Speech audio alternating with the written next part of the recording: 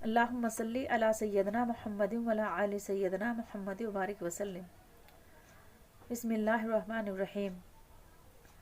حضرت جابر بن عبداللہ رضی اللہ عنہ فرماتے ہیں کہ کچھ فرشتے نبی کریم صلی اللہ علیہ وسلم کے پاس اس وقت آئے جبکہ آپ سو رہے تھے۔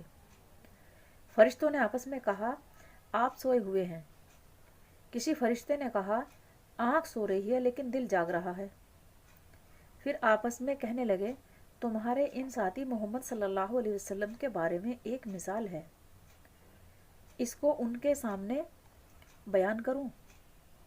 دوسرے فرشتے نے کہا، وہ تو سو رہے ہیں، لہٰذا بیان کرنے سے کیا فائدہ؟ ان میں سے بعض نے کہا، بے شک آنکھ سو رہی ہے لیکن دل جاگ رہا ہے۔ پھر فرشتے ایک دوسرے سے کہنے لگے، ان کی مثال ایسی ہے جیسے ایک شخص نے مکان بنایا اور اس میں دعوت کا انتظام کیا اور پھر لوگوں کو بلانے کے لیے آدمی بھیجا۔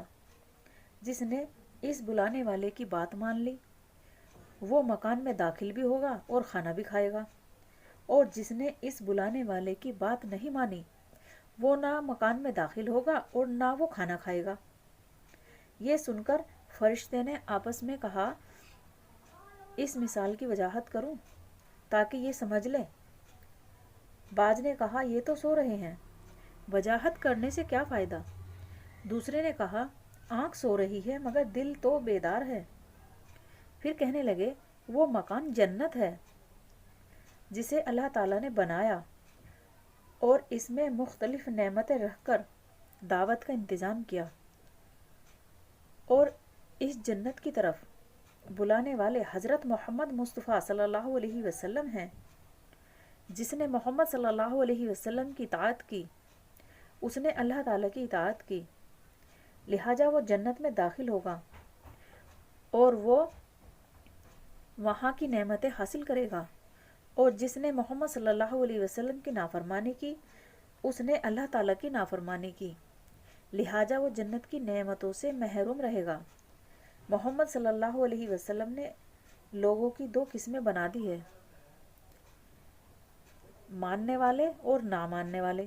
اب یہاں پر ہمیں یہ بات سمجھائی گئی ہے، یا تو ہم نبی پاک صلی اللہ علیہ وسلم کی سنتوں کو مانیں، نبی پاک صلی اللہ علیہ وسلم کی باتوں کو مان کر ہم جنت میں چلے جائیں، یا پھر ہم نہ مان کے نافرمان بن کر دوزخ میں چلے جائیں۔ اب یہ سوچنا ہمیں ہے، یہ ہمارے ہاتھ میں ہے، ہمیں کرنا کیا ہے، ہمیں جنت میں جانا ہے یا دوزخ میں جانا ہے۔ ہمیں یہاں پر صاف صاف بتایا گیا ہے کہ آپ صلی اللہ علیہ وسلم کی بتائی ہوئی باتوں پر چلیں گے اور یقین کریں گے تو آپ جنت میں جائیں گے، یا پھر نہیں مانیں گے تو پھر دوزخ میں جائیں گے، اور فیصلہ ہمارے ہاتھ میں ہے۔ اللہ تعالیٰ ہم سب کو علم دین پڑھنا اور اس پر عمل کرنے کی توفیق دے۔ اللہ تعالیٰ ہم سب کو دین کی سمجھ عطا کر دے۔ اللہ تعالیٰ ہم سب کو جنت کا راستہ دکھا دے، ہم اس پر سیدھے سیدھے جائیں اور جنت میں ہمارا داخلہ ہو جائے۔